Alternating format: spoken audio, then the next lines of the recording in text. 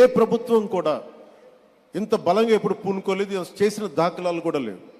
వ్యక్తులు చేస్తుండొచ్చేమో, కానీ దీనిని ఒక ప్రభుత్వం నుంచి ఇలాంటి పథకానికి శ్రీకారం చుట్టినందుకు మనస్ఫూర్తిగా శ్రీ గౌరవ ముఖ్యమంత్రి శ్రీ నారా చంద్రబాబు నాయుడు గారికి మనస్ఫూర్తిగా వారికి హ్యాట్స్ ఆఫ్ తెలియజేస్తాను. ఎందుకంటే 90స్లో అంటే ఒక నాయకుడు, ఒక పొలిటికల్ లీడర్ వచ్చే ఎన్నికల గురించి ఆలోచిస్తాడు, కానీ ఒక నాయకుడు, ఒక నిజమైన ఒక విజనరీ లీడరు వచ్చే తరం కోసం ఆలోచిస్తారు.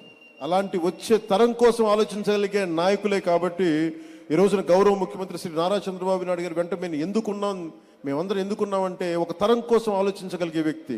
ఇప్పుడు ఒక తరం కాదు, 2-3 తరాల కోసం ఆలోచించే వ్యక్తిగా ఉన్నాం. అందుకని వేదిక పైన ఇక్కడున్న ఈ బంగారు కుటుంబం, ఈ పాలసీకి ఉన్న వాళ్ళందరూ చూడండి, చిన్నపిల్లలందరూ ఇంకా ఇంటర్ చదువుకుంటున్నారు. వీళ్ళందరికీ నాకు పరిస్థితి బాగలేదు, కానీ నా బిడ్డల పరిస్థితి బాగుండాలని ఏ తండ్రికైనా ఏ తల్లికైనా ఉంటుంది. వారికి ఎలాంటి చేయూతనివ్వాలి, ఎలాంటి సలహాలు ఇవ్వాలి, కొన్నిసార్లు ఆర్థికంగా కావచ్చు, కొన్నిసార్లు ప్రత్యేకమైన పరిస్థితులు కావచ్చు, ఏమిస్తే బాగుంటుంది అనేది ఈ నలుగురు కలిసి మనకి అటు ప్రభుత్వం తరపు నుంచి, అటు ప్రైవేట్ రంగం నుంచి, అటు ప్రజలు కలిసి పనిచేయటం, ఇది చాలా చాలా ఒక గ్రేట్ ఇనిషియేటివ్ మనస్ఫూర్తిగా. అది